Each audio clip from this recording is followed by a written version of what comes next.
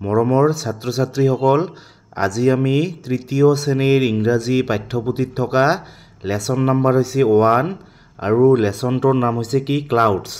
এইখন এখন ধুনীয়া কবিতা হয়। এইখন মই তোমালোকক ধুনীয়াকৈ বুজাই দিম।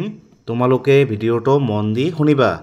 প্ৰথমে তোমালোকে ভিডিঅ'খন চাই লোৱা, তাৰ পিছত মই এইখন অসমীয়াত তোমালোকক ধুনীয়াকৈ বুজাই দিম। I study in class 1B. Today I am going to recite a poem. The title of the poem is Clouds, written by Christina Rossetti. White sheep on a blue hill. When the wind stops, you all stand still. When the wind blows, you walk away slow. White sheep, where do you go? Thank you. কবিতাখনৰ নাম হৈছে কি clouds, আৰু clouds মানে হৈছে কি মেঘ। আকাশত যে এই মেঘবোৰ থাকে এইবোৰক ইংৰাজীত কি কয় ক্লাউডছ। আৰু কবিতাখন কোনে ৰচনা কৰিছে? ক্ৰিষ্টিনা ৰছেটি। কোনে ৰচনা কৰিছে? ক্ৰিষ্টিনা ৰছেটিয়ে কবিতাখন ৰচনা কৰিছে। তোমালোকে প্ৰথমে চোৱা কি কৈছে।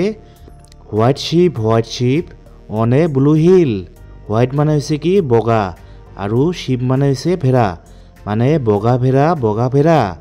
On a blue hill, hill মানে হৈছে মানে পাহাৰ, আৰু ব্লু মানে হৈছে নীলা, মানে নীলা পাহাৰৰ ওপৰত থকা বগা ভেড়া। মানে কবিয়ে মেঘবোৰক মানে ভেড়াৰ লগত তুলনা কৰিছে। কবিয়ে মেঘবোৰক বগা ভেড়াৰ লগত তুলনা কৰিছে। When the wind stops, মানে যেতিয়া বতাহ বন্ধ হয়। When মানে হৈছে যেতিয়া, আৰু wind মানে হৈছে কি বতাহ, stops মানে হৈছে বন্ধ হয় বা থামি যায়, মানে যেতিয়া বতাহ থামি যায়। You all stand still, মানে তেতিয়ালৈকে তুমি মানে থিয় হৈ থাকা। মানে কবিয়ে মেঘবোৰক কৈ আছে যে যেতিয়ালৈকে বতাহ নবলে বা যেতিয়ালৈকে বতাহ থামি থাকে তেতিয়ালৈকে তুমি কি থিয় হৈ থাকা। When the wind blows, মানে যেতিয়া বতাহ বলে।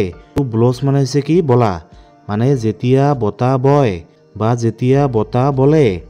You walk away slow, you walk মানে তুমি খোজকাঢ়া, away মানে হৈছে আঁতৰত, তুমি আঁতৰত খোজকাঢ়া।